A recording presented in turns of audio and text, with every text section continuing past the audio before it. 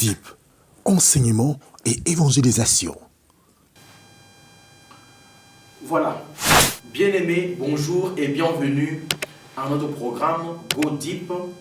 Et là, nous continuons, peut-être par la grâce de Dieu, nous allons conclure aujourd'hui avec le troisième élément. Puisque pendant au moins quelques semaines, nous nous sommes mis à parler du témoignage, le témoignage de Jésus-Christ. Et aujourd'hui, nous allons parler du témoignage par l'Esprit. Et le texte de base, c'est 1 Jean au chapitre 5, du verset 6 au verset 10. C'est lui Jésus-Christ qui est venu avec l'eau et du sang, non avec l'eau seulement, mais avec l'eau et avec le sang. Et c'est l'Esprit qui rend témoignage parce que l'Esprit est la vérité. Car il y en a trois qui rendent témoignage, l'Esprit, l'eau et le sang.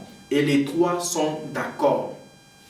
Si nous recevons le témoignage des hommes, le témoignage de Jésus est plus grand, car le témoignage de Dieu consiste en ce qu'il a rendu témoignage à son Fils.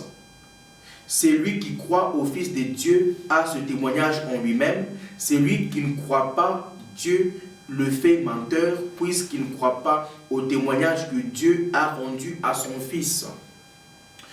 Bien-aimés, pour ce numéro, j'ai deux postulats à faire. Et le premier postulat que je pose est celui-ci. Il y a une vérité fondamentale que le monde entier et que tout le monde et que tout homme doit savoir. Et cette vérité fondamentale, c'est à propos de la divinité de Jésus-Christ. C'est un postulat que je pose. L'apôtre Jean présente Dieu, Elohim. Elohim, c'est le grand Dieu, Dieu au pluriel, Dieu le Père, le Fils et le Saint-Esprit. L'apôtre Jean présente Elohim, faisant lui-même le propre témoignage pour 1. Confirmer, 2. Affirmer et 3. Convaincre que Jésus est le Christ. Convaincre que Jésus est le Christ. C'est qui le Christ ou c'est quoi le Christ? Le Christ signifie loin de l'éternel ou loin de l'éternel. Christ désigne Jésus comme Messie. Christ désigne Jésus comme Messie, comme celui que Dieu a choisi et que Dieu a investi de sa puissance pour un but précis. Christ, c'est l'investissement de Dieu, de sa puissance pour un but précis. Et ce but-là est souvent associé au salut et à la direction spirituelle. Ce but-là est souvent associé au salut et à la direction spirituelle. Si vous avez besoin d'une direction spirituelle, c'est Christ qu'il faut regarder. La direction dans la vie, c'est Christ. Le but, c'est le Christ qui le donne. Et le terme oint désigne une nomination divine et l'octroi des dons spirituels et d'une autorité particulière. Lorsqu'on parle du Christ, on voit l'octroi des dons particuliers et on voit aussi une autorité particulière. Une autorité particulière.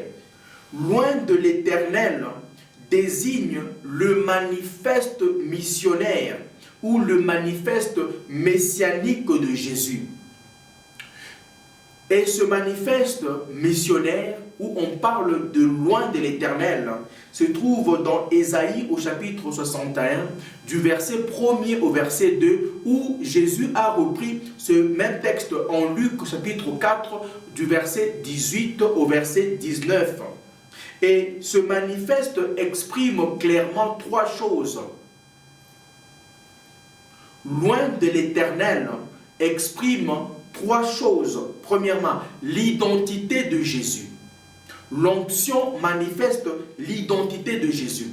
2. Christ manifeste l'onction ou la puissance.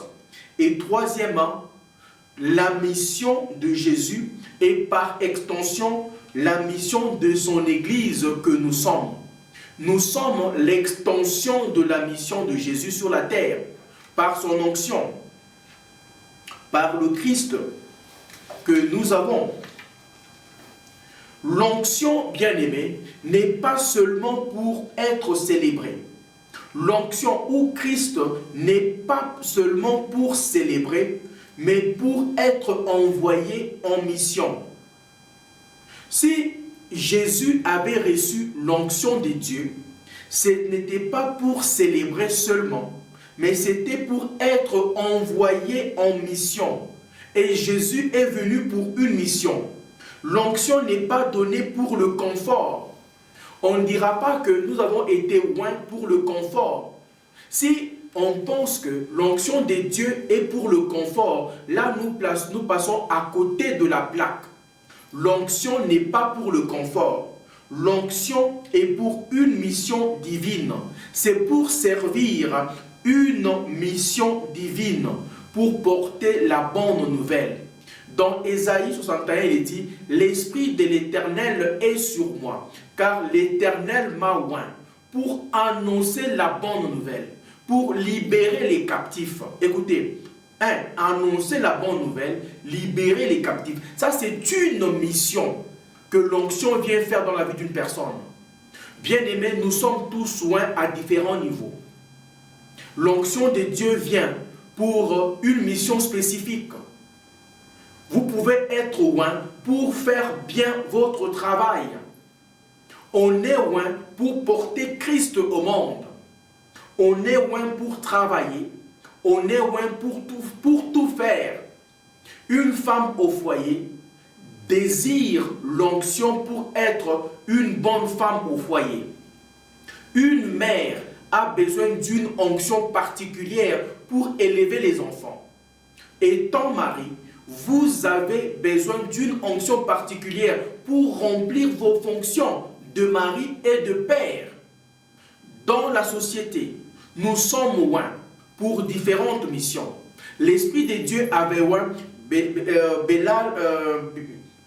Oliab et Betsalel pour exécuter tous les travaux concernant le temple de Dieu. Voyez que l'onction vient pour diverses missions. Et Christ est venu pour une mission, celle de sauver les hommes de leurs péchés et de les amener ou de les ramener à Dieu. C'est la mission pour laquelle Christ est venu oindre Jésus. C'était pour sauver les hommes, pour que Jésus meure pour les hommes et les réconcilie avec le Père. Et dans Actes bien-aimés, au chapitre 8, là nous voyons l'exemple d'un diacre, un homme comme vous et moi, qui avait reçu l'onction de Dieu. Et l'onction, bien-aimé, n'est pas pour une élévation personnelle. Si nous avons reçu l'huile sur nous, si nous avons reçu l'onction de Dieu sur nous, ce n'est pas pour une élévation personnelle. Ce n'est pas pour que nous puissions nous vanter ou avoir des accolades, des gens par-ci, par-là. Non.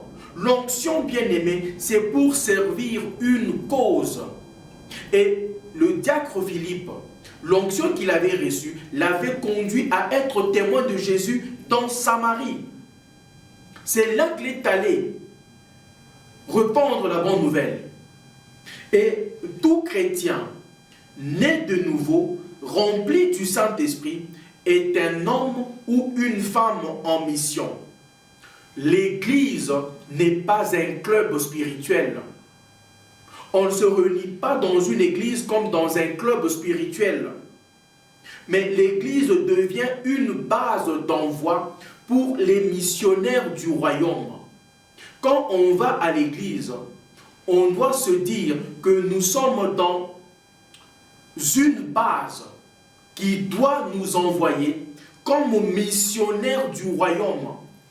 Alors, quand on se réveille tous les dimanches, ou les mercredis, vendredis, je ne sais pas, le jour de culte que vous avez, dimanche c'est au moins tout le monde, pour aller à l'église, on ne doit pas y aller comme dans un club spirituel ou dans un club d'amis.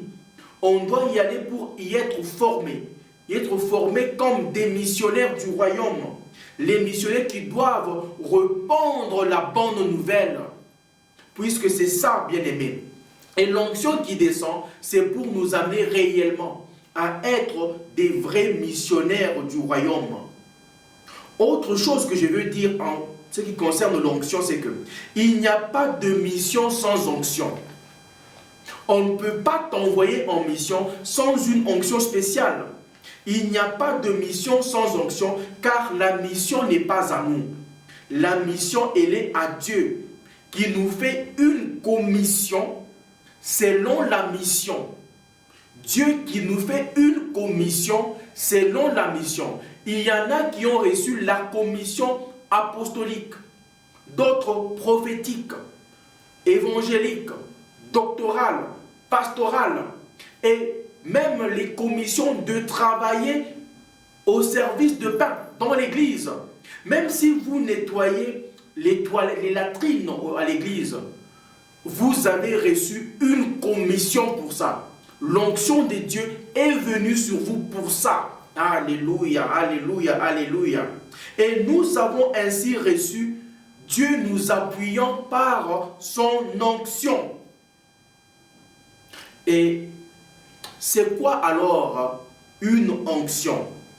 Une onction, c'est la capacité que Dieu nous donne en fonction d'une mission. L'onction, c'est la capacité que Dieu nous donne en fonction d'une mission. Si Dieu vous appelle à l'école des dimanches, être pasteur de la jeunesse, Dieu va vous appuyer avec l'onction d'être capable de supporter les jeunes, de parler aux enfants, de leur enseigner. Puisque l'onction, c'est la capacité que Dieu vous donne pour une mission spéciale. En fonction de votre mission, c'est la force et c'est la puissance. Donc, lorsque nous sommes au service de Dieu dans une église locale et que nous sommes dans un département donné, ce que nous devons faire, c'est de demander l'onction de Dieu qui est sa capacité au sein de la mission qu'il nous a confiée. Et le Saint-Esprit donne la capacité de témoigner Jésus. La capacité de témoin de Jésus à Jérusalem, en Samarie, en Judée et jusqu'aux extrémités de la terre. Là, c'est dans Actes au chapitre 1er, verset 8. Il leur a dit, vous recevrez la puissance et vous serez mes témoins.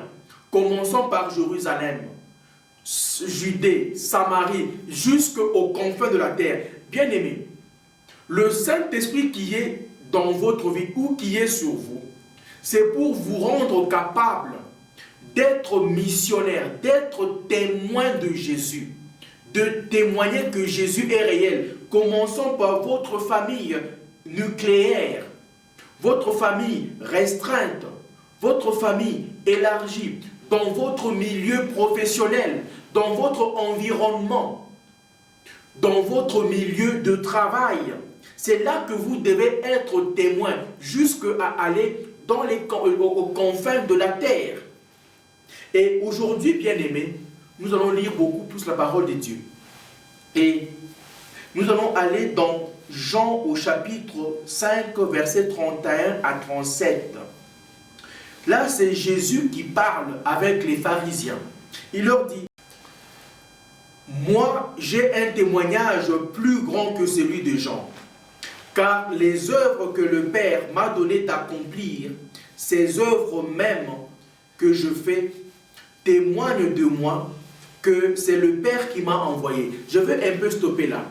Si vous rentrez dans mes vidéos précédentes, je crois dans l'introduction ou le témoignage de l'eau, j'ai dit ceci, que les miracles que Jésus a posés, la multiplication de pain, le fait de marcher sur les eaux, la résurrection des morts, tout ce que Dieu a fait, tout ce que Jésus a fait, il les a fait pour un but. Si Jésus a vécu pour un but, bien-aimé, qui sommes-nous pour ne pas vivre pour un but? Jésus n'a pas guéri pour rien. Ces œuvres-là étaient censées rendre témoignage à sa divinité.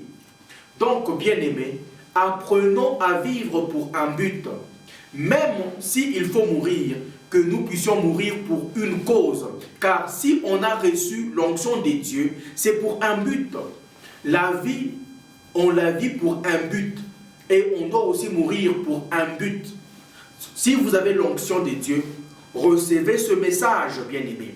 Et le Père qui m'a envoyé a rendu lui-même témoignage de moi. Vous n'avez jamais entendu sa voix, vous n'avez point vu sa face. Et si on va aussi rapidement dans Jean au chapitre 8, versets 13 à 18, là c'est la discussion que Jésus a eue avec les pharisiens. Là-dessus, les pharisiens lui dirent, tu rends témoignage de toi-même, ton témoignage n'est pas vrai. Alors les pharisiens voulaient maintenant dire à Jésus qu'il était menteur, parce que s'il parlait trop de lui-même, il était susceptible au mensonge ou à mentir.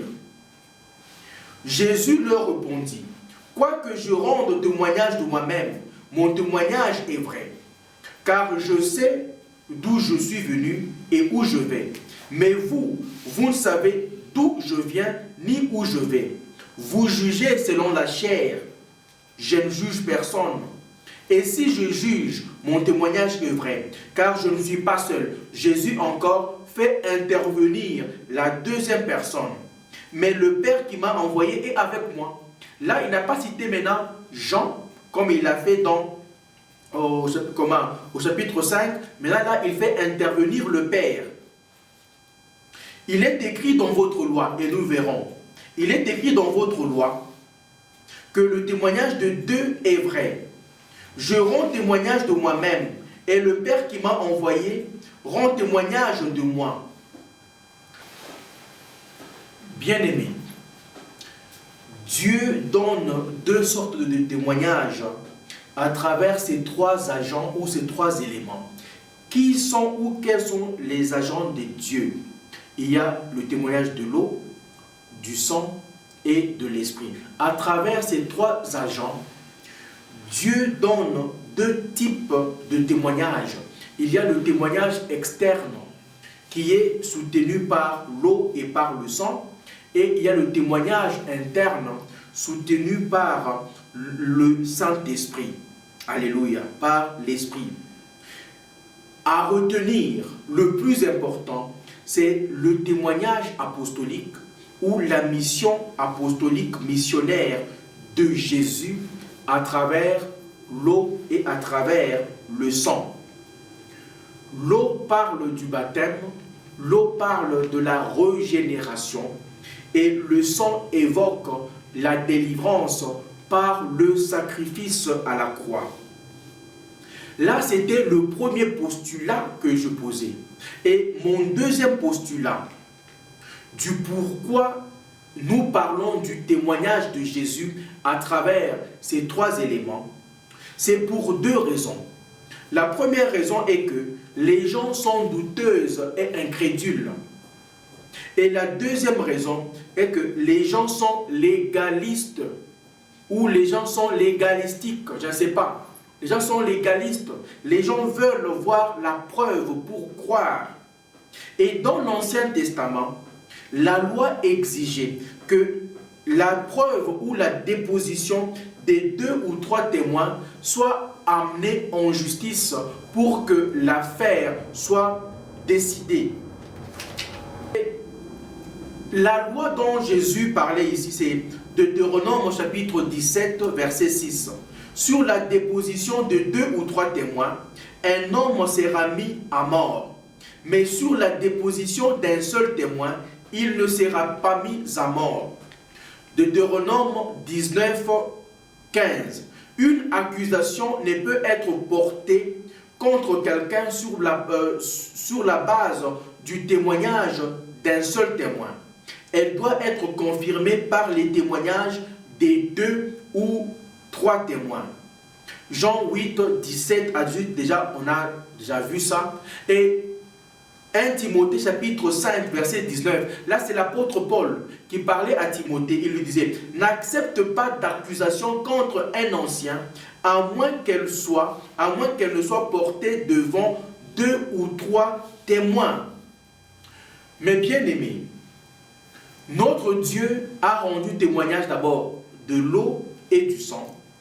Il a épuisé, il a employé et épuisé toutes les voies des hommes pour asseoir la divinité de Jésus-Christ. Et si les deux premiers témoignages de l'eau et du sang ne suffisent pas ou ne sont pas convaincants, alors il faudra amener un troisième témoin. Et aujourd'hui, je vais parler du troisième témoin, de la divinité de Jésus, et c'est le témoignage par l'Esprit. Ce que nous devons savoir, bien aimés, c'est que l'Esprit est d'abord éternel. En anglais, on dit everlasting. Et dans Jean au chapitre 1er, verset 1 à 5, on parle du commencement était la parole était avec Dieu, et la parole était Dieu. Tout a été fait par la parole et rien, et ainsi de suite. Nous connaissons la parole de Dieu. Et Jean ici, dans ce passage, il a voulu démontrer que l'Esprit est d'abord éternel. Et l'Esprit s'est manifesté dans le Fils comme la parole, ou l'Esprit s'est manifesté dans la parole comme le Fils. L'Esprit éternel a la capacité de l'incarnation. Le Saint-Esprit a la capacité de l'incarnation. Voilà pourquoi il s'est incarné en Jésus. Et dans ce passage de 1 Jean au chapitre 1er, 1 à 5, on l'assimile aussi à Genèse chapitre 1er, verset 1. Et Jean insiste, bien aimé, pour nous convaincre que Jésus a existé avant la création de l'univers temporel, avant la création de l'univers spatio-temporel. Et on dit, au commencement était la parole. Le verbe ici, était, évoque la préexistence éternelle de la parole de Dieu. Donc la parole a toujours existé, puisque la parole symbolise le Fils, Jésus. Les latinistes disent ab urbe condita mundi. Donc la parole, Jésus a existé avant la création du monde. La deuxième personne de la Sainte Trinité a toujours existé depuis l'éternité passée, et dans l'éternité future, il va toujours exister. Et au verset 3, il est dit, tout a été fait par elle, donc la parole. Et le verbe faire indique le début, indique le commencement, indique le point de départ de l'univers temporel, de l'univers qui peut être touché et palpé. Maintenant, pour l'apôtre Jean, Jésus étant le Dieu éternel, il n'a pas de généalogie. Si Jésus a existé depuis l'éternité passée, et il va continuer à exister dans le futur, il ne peut pas avoir de généalogie. Comment? Et il ne peut pas être classé dans une famille humaine comme l'ont fait Matthieu et Luc, qui ont placé Jésus dans une filiation humaine. Pour Jean, il n'est pas question que Jésus ait une famille humaine. Le témoignage de l'Esprit bien-aimé. 1 Jean au chapitre 5, verset 6b, il dit, c'est l'Esprit qui rend témoignage, parce que l'Esprit est la vérité. Le Saint-Esprit a rendu témoignage de la naissance immaculée, de la naissance divine de Jésus-Christ. Matthieu chapitre 1, verset 18 dit, voici de quelle manière arriva la naissance de Jésus-Christ. Marie, sa mère, ayant été fiancée à Joseph, se trouva enceinte par la vertu du Saint-Esprit avant qu'ils n'aient habité ensemble. Et Hébreux chapitre 9, verset 14 dit, combien plus le sang de Christ, qui par l'Esprit éternel s'est offert lui-même sans tache à Dieu, purifiera-t-il votre conscience des œuvres mortes afin que vous serviez le Dieu vivant? Je termine en disant, l'Esprit éternel est celui qui a soutenu et maintenu le sacrifice expiatoire et propitiatoire. Donc, le témoignage de l'eau et le témoignage du sang, c'est l'Esprit qui l'a soutenu. Selon 1 Jean chapitre 5, verset 8 dit, il y en a trois qui rendent témoignage sur la terre, l'Esprit, l'eau et le sang, qui désignent premièrement le Saint-Esprit. L'eau désigne l'humanité de Jésus alors qu'il n'a jamais cessé d'être fils, qu'il n'a jamais cessé d'être Dieu. Et troisièmement, la croix ou l'expiation. Le témoignage bien-aimé, le témoignage de l'Esprit, c'est l'attestation de la vraie identité de Jésus-Christ tout au long de sa vie terrestre, de son ministère et même de l'âge de l'Église où nous sommes. C'est le Saint-Esprit qui convainc jusqu'à présent que Jésus-Christ est Seigneur. Mes bien-aimés, si les trois témoignages ne vous convainquent pas que Jésus est Seigneur, il n'y a rien d'autre que Dieu puisse faire pour vous convaincre, puisqu'il a apporté les trois témoins, selon la loi, pour vous convaincre que Jésus est Seigneur. Tenons bon que Jésus continue à rendre son propre témoignage dans nos vies et que sa parole soit toujours exaltée. À très bientôt et que Dieu vous bénisse. Bye bye. Go Deep, enseignement et évangélisation.